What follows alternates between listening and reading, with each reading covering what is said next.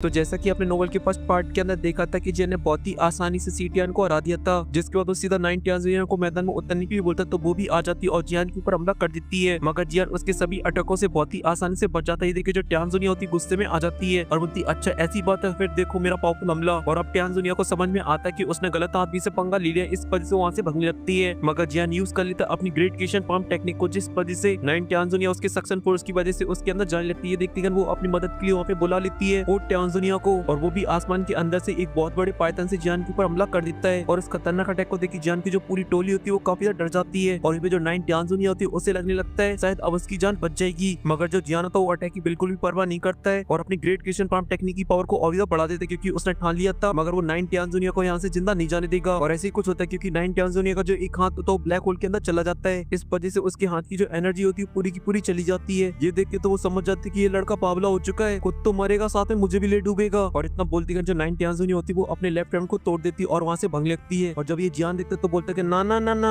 आज नहीं भगेगी तू। और इतना बोलती है अपनी दुई की और भी हाथों में डाल देता, जिस वजह से जो सक्शन फोर्स होती है वो और ज्यादा बढ़ जाती है और जो ब्लैक होल होता है तुरंत ही 9 टियान के पास फिर से पहुंच जाता है। और अब उसे महसूस हो रहा था कि जियान का आखिरी जो अटैक वो कितना ज्यादा खतरनाक है। भले जब जियान डाउजिंग लेवल की 5 स्टार पर था उसने इसे सप्रेस कर दिया था, अब जियान उसके लेवल पे पहुंच चुका है, इस वजह से उसकी जो अटैक की पावर है वो भी काफी ज्यादा खतरनाक है, जिसे अभी के लिए उसके लिए सप्रेस करना ऑलमोस्ट नामुमकिन है। लेकिन तभी अचानक से जो जियान होता है एक पल के लिए हैरान हो जाता है क्योंकि जो ब्लड का पाइथन वो अभी के लिए जियान के काफी करीब आ चुका और उसकी जो स्ट्रेंथ है वो काफी ज्यादा खतरनाक है, जिसे जियान अब बहुत ही अच्छे से सेंस कर पा रहा है। वहीं पे जो 9 टियान होती है जियान की जब वो वीडियो देखती तो उसे एक उम्मीद दिखाई देने लगती है, क्योंकि उसे ऐसा लग रहा था कि जियान शायद अपनी जान को बचाएगा और वो उसे छोड़ देगा। मगर जियान उसकी सोच का बिल्कुल उल्टा करता और वो दिखता है फिर से 9 टियान को और एक जोर की धार मारता, जिस वजह से सर्कल होता है वो भी बड़ा हो जाता है और वो कुछ ही पल के अंदर एब्जॉर्ब कर लेता 9 टियान को, जिस वजह से उसकी आसमान के अंदर बस एक चीख सुनाई देती है और वो समा जाती है जियान की ग्रेट क्रिएशन पाम के अंदर। और तभी अचानक से वो बड़ा सा रेड पाइथन आके सीधे जियान की बॉडी से टकराता है, जिस वजह से वहाँ पे बहुत ही बड़ा ब्लास्ट होता है और चारों रेड कलर की एनर्जी फैल जाती है, यहाँ तक कि ब्लास्ट के अंदर से जो वेव्स बाहर निकलती है उससे आसपास के पहाड़ भी टूट जाते हैं और जियान की जगह एक बड़ा सा सूरज बन जाता है, जिसे देखकर जो क्वीन मेडुसा होती है वो तो पूरी तरीके से हैरान हो चुकी थी। उसने इस बात की बिल्कुल भी उम्मीद नहीं की थी कि जियान इतने पावरफुल अटैक को पूरी तरीके से इग्नोर कर देगा उस 9 टियान को मारने के चक्कर में, जो किसी एक डाउजिंग लेवल के 6 स्टार को पूरी तरीके से खत्म करने के लिए काफी है। और इसी वजह से थोड़ी देर पहले जो एयरलाइंस के अंदर खुशी फैली थी वहाँ पे चारों तरफ फैल जाता मातम। सभी के सभी इस नजारे को देखकर एकदम मूर्ति बने खड़े रह गए थे और ये जो सन्नाटा होता कुछ देर तक बना रहता, मगर तभी अचानक से उसी सामने वाले सूरज के अंदर से आवाज आती है और बोलती है कि तुम होल ऑफ सोल के लोग सच में एक नंबर के कमीने हो, हमेशा से पीछे वार करते हो या छुप के वार करती हो, क्या तुम्हारे बम में अभी के लिए इतना भी दम नहीं है तुम सामने आके फाइट कर पाओ। और इतना बोलती है जो ब्लास्ट की एनर्जी होती है धीरे धीरे कम होने लगती है और फिर से सभी लोगों के सामने अपीयर होने लगता है जियान, जिसे देखकर एयरलाइंस के अंदर एकदम से खुशी फैल जाती है और जो क्वीन मेडुसा का दिल थोड़ी देर पहले रुक चुका होता है वो जियान को देख के फिर से धड़कने लगता है और उसके चेहरे पे आ जाती बड़ी सी स्माइल। लेकिन तभी अचानक से वहाँ का जो पूरा एटमॉस्फेयर होता है काफी डरावना हो जाता है, क्योंकि आसमान से और जमीन के अंदर से ब्लड बाहर निकलने लगता है और कुछ ही पल के अंदर जियान के सामने एकदम समुद्र बन जाता है ब्लड का। तभी जो ब्लड होता है वो एक ह्यूमन फिगर के अंदर कन्वर्ट हो जाता है और इसके अंदर से निकल रहा होता है बहुत ही पावरफुल ऑरा और वो बोलता है हमारे होल ऑफ सोल की चीफ ने तुम्हारे ऊपर काफी ज्यादा ध्यान दे रखा है और उनका ऐसा करना बनता भी है क्योंकि तुम सच में काफी ज्यादा टैलेंटेड हो। और जब सभी लोग उसे देखते तो सभी के सभी काफी ज्यादा हैरान हो जाते हैं, यहाँ तक कि जो लॉ एंड परफॉर्मेंस एक्ट के लोग होते वो भी हैरान हो चुके थे। उनके शौक वाले एक्सप्रेशन को देख के ऐसा लग रहा था कि शायद वो इसके बारे में जानते ही नहीं है कि उनके साथ अभी के लिए सबसे पावरफुल 9 टियान नहीं है बल्कि ये फिगर है जो कि अभी के लिए उन लोगों के बीच में छुपा बैठा था। और जो तीनों ब्लाइंड सेट के बंदे होते एक पल के लिए देखकर उसे हैरान हो जाते हैं और फिर जियान के पास आते हैं और में से जो लाल मुंह वाला बंदा होता है बोलता है ये तो जूही है यंग मास्टर, आपको इससे सावधान रहना होगा, ये बंदा बहुत ही ज्यादा खतरनाक है, क्योंकि इसकी एक टाइम पर जो दाव स्किल थी वो बहुत ही ज्यादा खतरनाक थी, जिसकी मदद से इसने काफी सारे दिग्गज पावरफुल वॉरियर को मारा है, जिसे बोला जाता है ब्लड ट्रांसफॉर्मेशन स्नैच स्किल। मगर अचानक ही एक दिन ये सेंट्रल प्लान से गायब हो जाता है और फिर इसके बाद कोई भी खबर नहीं आई। मगर आज हमें पता चला कि गायब होने के बाद इसने ज्वाइन कर लिया होल ऑफ सोल को। और ये जो बंदा अभी के लिए खून के बीच में होता है ये सब सुन के हंसने लगता है और बोलता है कि तुम शायद अभी के लिए मेरा पुराने नाम को बोल रहे हो जिससे मेरा कोई भी लेना देना नहीं है, तुम अभी के लिए मुझे फोर्ट टियान बुला सकते हो। वहीं पे जब जियान ये सुनता है तो बोलते अच्छा फोर्ट टियान